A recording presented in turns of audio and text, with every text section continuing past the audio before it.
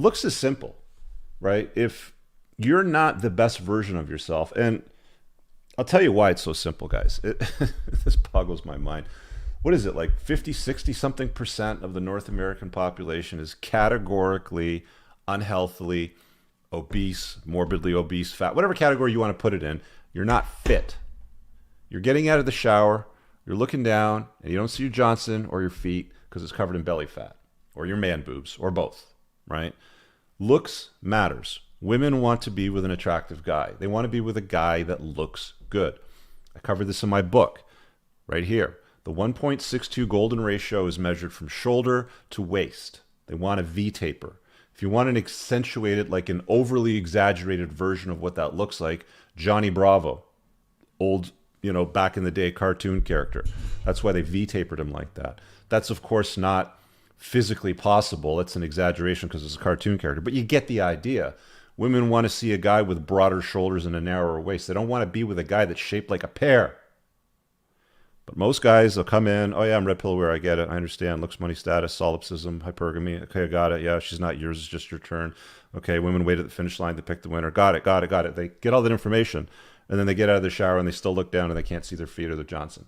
And they're putting on weight and they're not doing anything about the way they look. They don't go to the gym. And by the way, these spokes again, it's not just, like the one spoke over there. These things can be divided off. When you look at a bicycle spoke, there's usually I think it's somewhere between 5 to 7 spokes that kind of like fork off in different directions and triangle out. And they do that for strength reasons. But something in a looks department, for example, you could tie in self-care. You could tie in lifestyle habits. You could tie in competency skills like fighting. One of the things that, is so funny, and I did this too. Like I was a poster boy. I'm being completely honest with you. For years, I trained. I lift weights, deadlifts, bench press, squatting. I could put 3 plates on, bench them, no problem for reps. Squat a bunch of plates, no problem. Do all that stuff. I was strong, very strong, in fact. But I realized one day, and nobody really messed with me. Like I'd go to bars and nightclubs, and nobody ever really, picked fights with me, just because I was a bigger guy, right? But then I realized one day, well, what happens if I do have to fight? What happens if the need's called upon me where I got to raise fists and do something? Do I know how to deal with it? And I started looking into it. And it's like, okay, well, let me go to a dojo and I'll start talking to these guys. And I got in a Krav Maga, and now I've switched more over to boxing and stuff. And it's like, I started messing with guys at the dojo that were 100 pounds lighter than me and smaller than me, that showed me that just focus energy. It doesn't matter if you're big and strong, if you got like the bodybuilder sort of look, or even like a swimmer's body. Women want the swimmer's body, by the way. They don't want the bodybuilder look, generally speaking. They want more of a thinner tone, muscular sort of build. So think guys like Michael Phelps, for example. I thought to myself, this little dude is able to manipulate me and basically fold me into a pretzel when, the other day I was at the gym, benching 3 plates. You see what I'm saying, right? So it's like, all of these things kind of like funnel out into different areas sort of thing, if you know what I'm saying. Okay. Looking at the chat, you guys are really lighting this one up today. You guys, do me a solid. If you're enjoying the cast, just hit the like button, okay? We've got 100 people watching. I got 178 likes right now. It doesn't cost you anything. Just hit the like button if you're enjoying the cast. So we talked about looks, competently skilled, fighting, self-care, mindfulness, as far as meditation, getting focus, getting your sleep right. All of these things kind of tie into that spoke that might, filter out into difference. Money, I kind of hit on this earlier, but I was talking about this at one point, I think it was a year ago, and then out of nowhere, because I said something like, there's all this money that's flowing through the internet every single day, and all you got to do is create some value and reach out there and grab some of it. And oh boy, didn't the sulking little whiny little bitches come at me with, Rich is so out of touch, he doesn't understand. He's got the money, but he doesn't understand how hard it's to make it. You can't. Fine. Be poor. I don't care. It's like when I talk about cryptocurrency. I've been saying it for years. Get crypto. Buy Bitcoin. Buy Ethereum. Understand layer 1 solutions. Look at smart contracts. Get your head around it. It's a Ponzi scheme. It's not going anywhere. Fine. Looks money. So we talked about money. So much of it out there. Who said it earlier this week? Ed Latimer. I have Ed Latimer. He's a retired heavyweight boxer. I got him lined up for Thursday for Playing to Win. Great guy. Very, very smart. Former alcoholic. Has a lot of fascinating stories. Used to fight and everything like that. He said earlier this week, I saw his tweet. I can't I can't remember what it said verbatim, but it was something along the lines of, if you want to have FU money, if you really want to have FU money, you need to have FU skills, because one thing doesn't go without the other. Just think about that, right?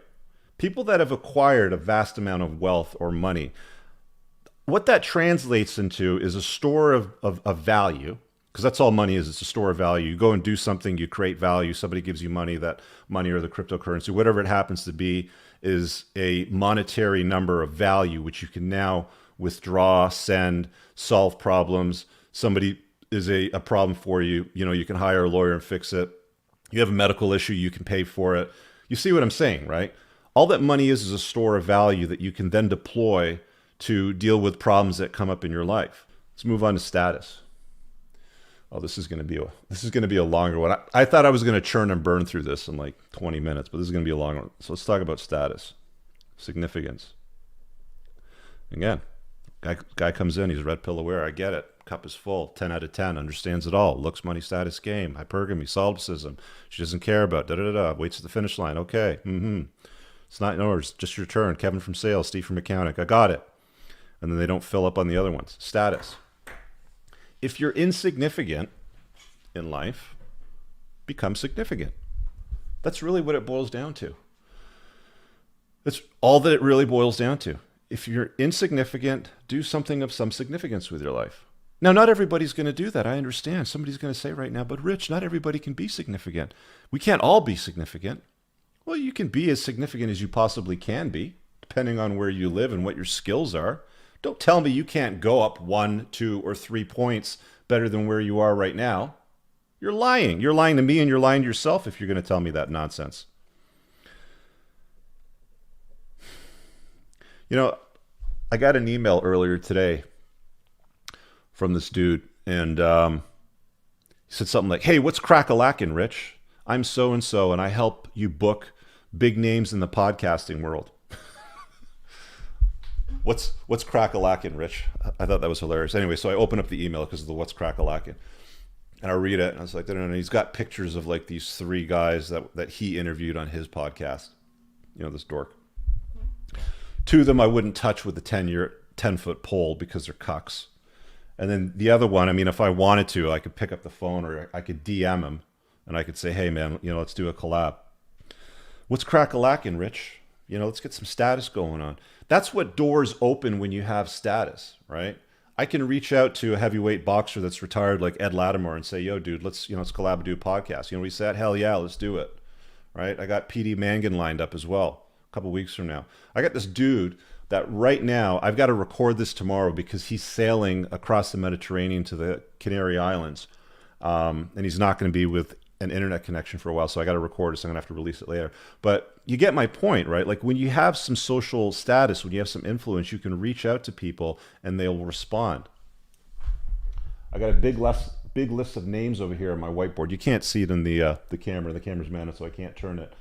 But I've easily got 10, 20, 30. I've got about 45 different names there of people that I've got on my hit list for my Playing to Win podcast. The Playing to Win podcast, it's just on YouTube right now, so you can't find it on Spotify. So once I get it to the point where the views make sense for me to pay my guy to put it on podcast platforms, you'll find it over there. So tune in for it on YouTube for now. But status does matter, guys. Status creates option for you. I've said before, your network is your net worth. I'm going to say it again. Your network is your net worth. You could strip a guy like Elon Musk of his billions of dollars and his companies, his space, his solar panel, his rockets, all that shit. You could strip him of all of that stuff and pick him up and drop him on another continent. As long as he's got his Rolodex, I'm using Rolodex as a term. It's an old term for you younglings out there that don't understand, so I'm dating myself. But as long as he's got his contact list on his phone, let's say, and he needed to reach out to somebody, anybody, they would respond to him. So your network is your network. That's what status means, okay? Significant. Let's move on to frame. I'm going to drop the link again to call-ins. So copy. So guys, if you're watching this somewhere else on the internet, you're going to have to come over to YouTube because deploy it everywhere. I'm just going to put it on YouTube and then pin it to the top. Call in and ask a question live, or if you have a share. Moff, I see in the chat if you want to share anything on tonight's topic, by all means. Call in and Doom, and let me pin that up to the top. Pin message. All right, it's up there. So if you guys want to chime in or ask a question tonight, I'll get to that in a second. You just start clicking through. Let's talk about status. We talked status. Let's talk about game. Game is important. So red pill awareness is one thing, in my view. Okay. Game is the execution of said knowledge. That's what a lot of these doomers do, right? They'll show up, they'll go all dark. Oh, I hate this isn't fair. Women are hypergamous. Okay, and they don't do any of the work. And they'll never move to applying game. They'll never move to, like, dude, I was at the bank the other day and I was gaming, the banker, right? To get what I needed done.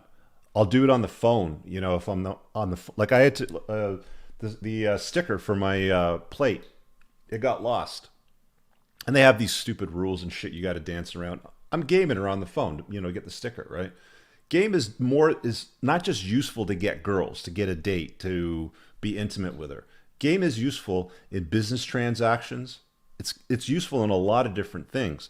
And if you don't use the skill on a regular basis in your life, it's going to decay. You're not going to hone it. You're not going to master it. Again, I'm going to hold it up. If you guys are coming in late to the show, these spokes in the wheel, they matter. You can have a full tank here on red pill awareness, but if you're missing all the other ones, the spoke never makes full contact.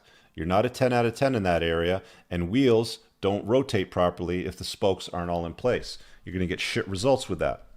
That's what most guys do, and then they're just like, I'm out. It's not fair. I feel... This is another one that bugs me, and I had to rip somebody in my community earlier today because he started whinging and whining. Well, I feel like men's SMV should peak at this point instead of this point. You know what? I don't care what you feel. I DM'd him. I don't care what you feel. Okay? Your feelings don't matter. The reality of it all is if you do the work and you level up, by the time you get to your mid to late 30s, you're at your SMV max as a dude. Okay? I don't care what you feel. That's the reality of it. That's how people operate. That's how it works. But I feel like it should be this way instead. I feel like she should just like me for who I am. Slide them all the way down the other end of the scale over to the Poindexter side. That's what these guys believe, right? Game. See a few of you guys waiting there in the area. Give me a couple minutes. Make sure your cameras are on, guys, because I am only taking the inbounds from guys when your cameras are on. And if you can tell me in the private chat, there's a little private chat there. Let me know what it is you want to talk about too, just so I can sort through everybody's requests to join. I only have so much time. Frame is the application of game in a relationship, generally over a period of time. It could be a friends with benefits. It could be a plate. Could be a girlfriend, open, exclusive. Could be a wife, open, exclusive, depending on how it is you want to run your life. But frame is the control of that relationship. Rollo's number one rule. It's all about frame. In every relationship, one person enters the other person's frame. Okay? When somebody tries to take the frame away from you, let it happen, betatization through 1,000 concessions starts to occur. You have to apply it. Red pill awareness is one thing. Game is another. That's the actual application. Frame, it's a very close spoke to that. Frame is something that you're going to apply when dealing with women over a period of time, over a term. Could be short, medium, long term, doesn't matter. Make sure you're always operating in your frame. She's in your frame is basically what I'm saying. And then the captivation part, which I talked about again. Captivation. Just don't be boring, guys. That's really what it just boils down to. Don't be boring. Don't be basic. Don't be... And you know what? One of the chapters of my book, again, I talk about motorcycles. Motorcycles, were the easiest way for me in my 20s. I rode bikes from about 17, 18, I think it was, all the way up to 30-ish. So the vast majority of my 20s, I spent riding fast motorcycles. I didn't really get into fast cars until I started to move away from bikes, but they're very cheap. You can buy a nice bike for like $7,000, $8,000. They're not expensive. They're incredibly fast. They get great gas mileage. The way that they're laid out, it literally forces her to be intimate with you. She's got to hold on to your waist. Okay, she's not going to hold on to bars when you're accelerating or flying around canyons or going fast. She's going to hold on to your waist. It forces intimacy. Okay, it's exciting. You're in full control. She has to trust you. She has to give you 100% of her trust to get on the back of a bike and believe that, her life will be safe with you. And she's going to be scared, of course, because what could happen? Somebody could hit you. You could be a terrible rider and wipe out. So there's an element of fear that comes into that equation as well, which is actually a good thing, right? You don't want women feeling too comfortable all the time, right? There has to be some surprise. There has to be something interesting going on. And, again, I'm just using this motorcycle example. This is just one example of many that we can possibly use. But a motorcycle is a exciting thing. Doesn't cost you a lot of money to get into. It forces intimacy. It's cheap mode of transportation, cheap on gas, super fast. There's amazing social groups and networks that you can get into. You got nothing going on in your world but work and going to the gym every once in a while, and you're still on the Poindexter scale. Get a motorcycle. Your life will improve dramatically overnight. I promise you. Your SMV will go up at least 1 point by getting a cool motorcycle and then starting to use it and interacting with other people and hanging out in social groups, making friends, going to the coffee shop, hanging on the ramps. There was this one section in Toronto.